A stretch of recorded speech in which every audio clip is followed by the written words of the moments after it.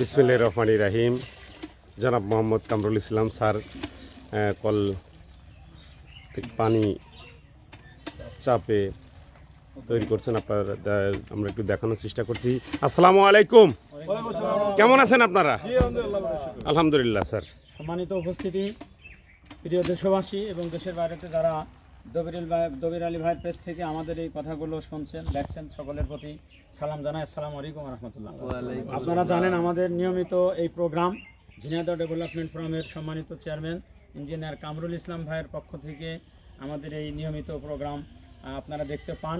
তো আজকের এই প্রোগ্রামটা মধুহাটি ইউনিয়নের কুবিরখালী গ্রামে এটা আমরা উদ্বোধন করার জন্য আসছি।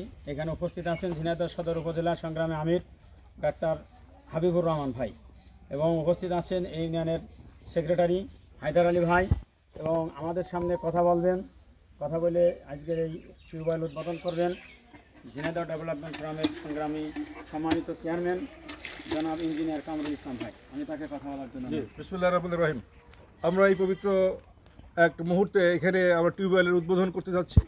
আল্লাহ রসুল আমাদেরকে বলেছেন যে মানুষের জন্য সুপেয় পানির ব্যবস্থা করা অত্যন্ত সওয়াবের কাজ।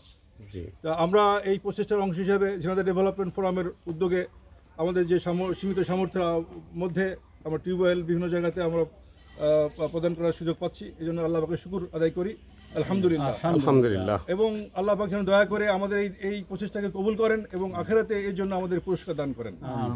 আপনারা জানেন যে বাংলাদেশে কিন্তু গরিব দেশ না, কিন্তু এটা গরিব করে রাখা হয়েছে। বাংলাদেশে প্রায় 8 লক্ষ কোটি টাকার বাজেট। এই টাকা যদি ঠিকমতো খরচ করা হয় বাংলাদেশের মানুষের দুঃখ দুর্দশা সহজে দূর করা সম্ভব। কিন্তু এই টাকার বেশিরভাগ অংশ চুরি হয়, লুট হয়, ডাকাতি হয় এবং বিদেশে পাচার হয়। সেই কারণে বাংলাদেশের মানুষের দুঃখ দুর্দশা দূর হয় না।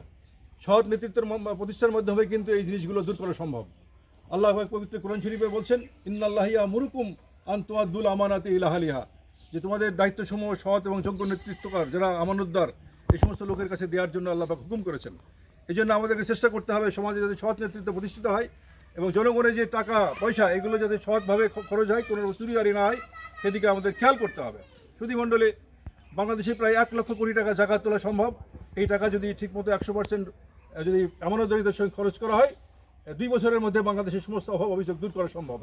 এই জন্য আমরা আপনাকে আহ্বান জানাই, আসুন আমরা এমন একটা সমাজ প্রতিষ্ঠা করার জন্য চেষ্টা করি যেখানে জাকাত ভিত্তিক অর্থনীতি চালু হবে এবং একই সঙ্গে একটা কল্যাণ রাষ্ট্রের ধারণা হলো অভাব অভিযোগগ্রস্ত লোক, গরিব লোকদের সমস্ত দায়িত্ব রাষ্ট্র দায়িত্ব হলো মানুষকে তার বেসিক নিডকে ফুলফিল করা।